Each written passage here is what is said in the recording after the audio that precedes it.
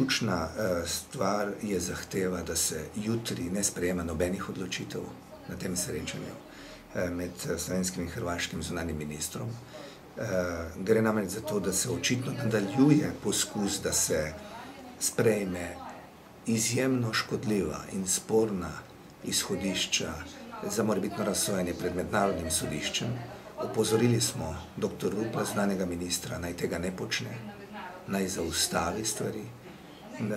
Povedali smo tudi, da bomo skušali priti do izredne seje državnega zbora, da bomo vsem poslanskim skupinam posredovali predlog osnovne vsebine izredne seje državnega zbora, skušali zbrati potrebno število podpisov in izvesti izredno sejo državnega zbora, kjer bi bil osnovni sklep, da se o nesporno slovenskem ozemlju in morju v imenu Slovenije nihče nima pravice pogajati, niti to ne more biti predmet razsojanja mednarodnega sodišča.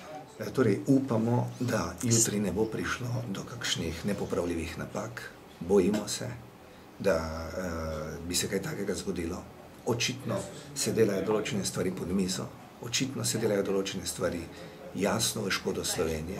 To dokazuje tako dejstvo, da se ne spoštuje dogovor hrvaškega in slovenskega notranjega ministra o neomejenem gibanju na levem bregu Dragonje, da se je v celoti zavrglo ugotovitve podskupine zgodovinarjev in drugih pravnih strokovnjakov v okviru vladne komisije za meje, ko se je oblikovalo predlog izhodišč za morebitno razsojanje pred mednarodnim sodiščem, in da se absolutno skuša preprečiti sprejetje zavezujočih sklepov v državnem zboru. Vse to so razlogi za zaskrbljenost in povedali smo tudi, da mi bomo vztrajali, da seveda podpiramo vstop Hrvaške v Evropsko unijo, ampak vztrajali bomo v zaščiti slovenskega ozemlja in morja in še posebno neomejenega dostopa Slovenije na odprto morje. Tako gospod Joras ima možnost samo gibanja, nima možnost upravljanja normalno svojih dejavnosti, nihče od drugih, ki imajo tudi pravice do neomejenega gibanja, pa niti te možnosti nima, torej evidentno je šlo za poskus, za izigravanje dogovorjenega. In stanje je nesprejemljivo. Tako stanje je nesprejemljivo in tisto, kar je najbolj zaskrbljujoče, da je očitno posledica dogovora slovenske in hrvaške strani.